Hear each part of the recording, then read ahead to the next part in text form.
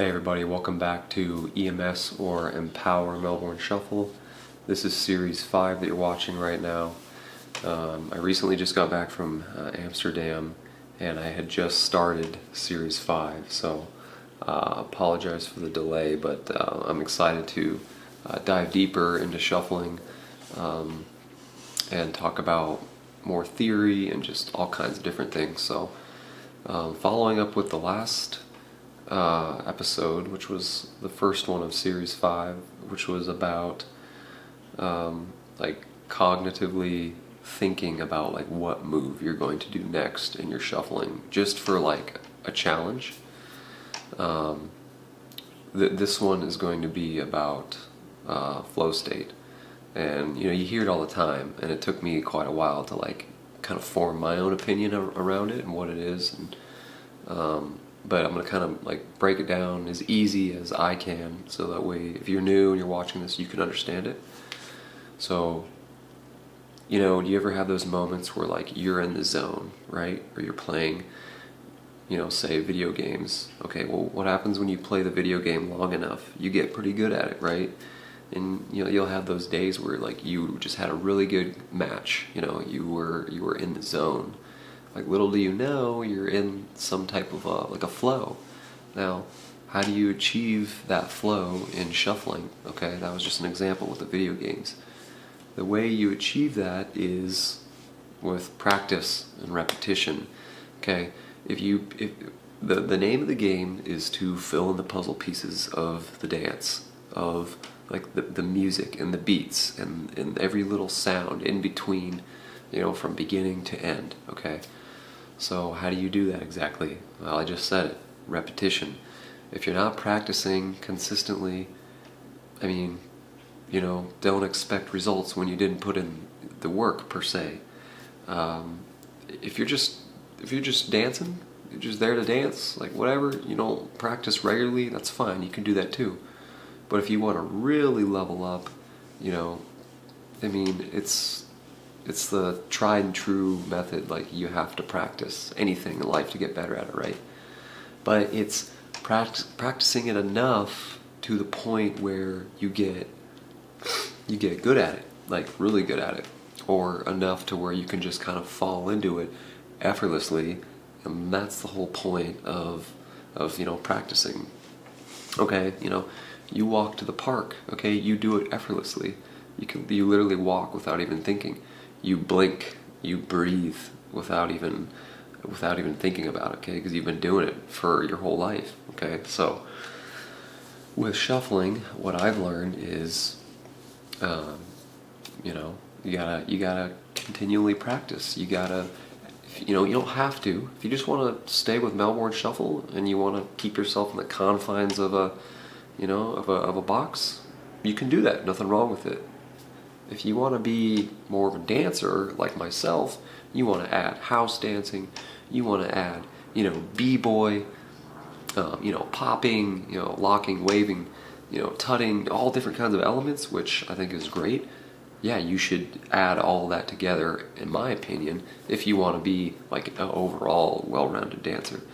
But even you can be an amazing just shuffle dancer, period. Obviously, you don't have to bridge out or fan out to other styles if you don't want to, because there's now like studies and science and facts that you could just make your own style, literally. You don't have to always copy what everyone else does. You can literally make your own style with a few of the foundations of like just the Melbourne Shuffle, or really any other dance too.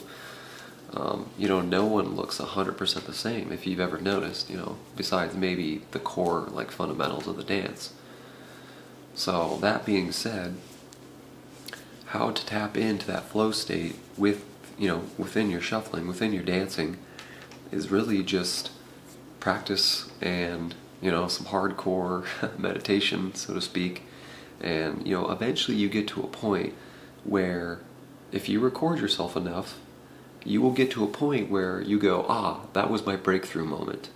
Or that was the moment I didn't look the same here as 2-3 months ago. And obviously you're all leveling up consistently anyways, but you will have a breakthrough moment where you dance or you shuffle so effortlessly, you'll be able to notice. And then once you are able to like harness that, and every video from there on out is just it's gonna be good.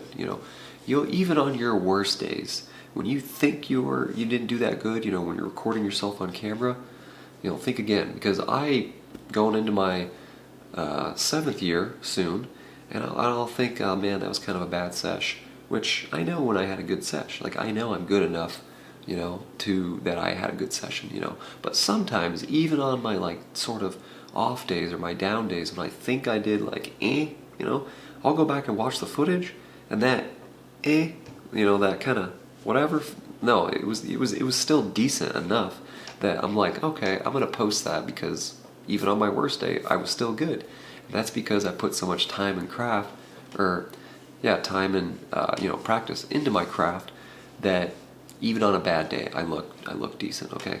And it just all we're circling back around here to, practice and dedication, commitment, consistency, like those are the keys, to success with anything in life, and especially with this dance.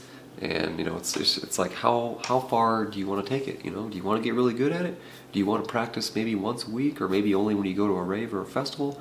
That's fine. But for the ones that want to level up, like they want to be an actual shuffle dancer, okay, well now you got to practice. You got to get in the lab.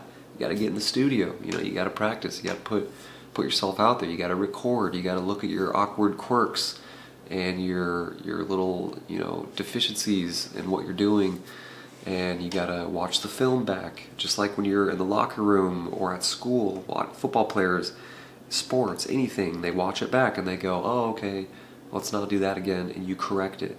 And then you record yourself again, you move on, you get better, you iron it out.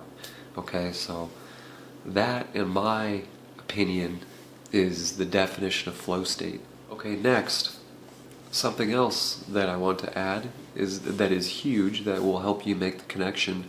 There's something called disassociating, okay, that I want to add.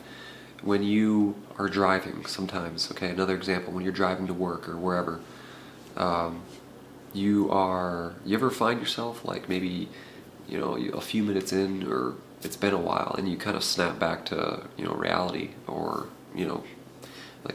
real time, like, oh, hey, I'm here again. You sort of, what they call, disassociate for, a second there. And that's basically what you're doing. Eventually, when you get good enough at your shuffling or anything in life, it's basically you're doing something so effortlessly that like it's almost like you're not even there. I've had people that are really good dancers and shufflers as well. They'll say, or someone will say, like after they got done like with a sesh, or like they just went off for like they just killed the beat. Someone will come up and say, hey, how did you do that? And they'll be like, honestly, I have no idea, or I don't even remember what I did. That's because they were so good at what they're doing. They're not even really focusing. Like they were doing it so effortlessly. They were disassociating in that time or in that moment, and just dancing, just shuffling. So hopefully this kind of helps make the connection. But like again, like when you're walking, when you're breathing, you're in a sense you're disassociating with the fact that like you're just okay, you're breathing in. Right now I'm consciously like, okay, breathing in. I'm consciously like blinking my eyes, okay, like you see what I'm saying? But when you just go about your life every day, you're not thinking about breathing, you're not thinking about blinking, you're just doing it, okay, out of habit. It's habitual. It's just built into you. So again, I hope that helps make the connection for you. But shuffle enough, practice enough, get to the point where you have that breakthrough, and then you will start to you will be able to fall into a state of flow without even thinking about it consciously. It'll be more subconsciously, and you'll just be able to disassociate. Okay, so let me know what you guys think of this. I've been planning this one for a while, and and thinking of how I wanted to present it. I will post a typical shuffle video after this of just me flowing, just dancing, not thinking, just doing, okay? But again, to get to that point, you have to practice enough to get to the breakthrough moment. You can't just like do this, for like a couple months and then like, oh, I'm there. No, okay? I mean, some people are fast learners, but you need to practice and get the repetition down, and eventually this will build and compound on top of itself, and you will become an amazing shuffler. So let me know what you guys think below, and stay tuned for the next episode. Peace.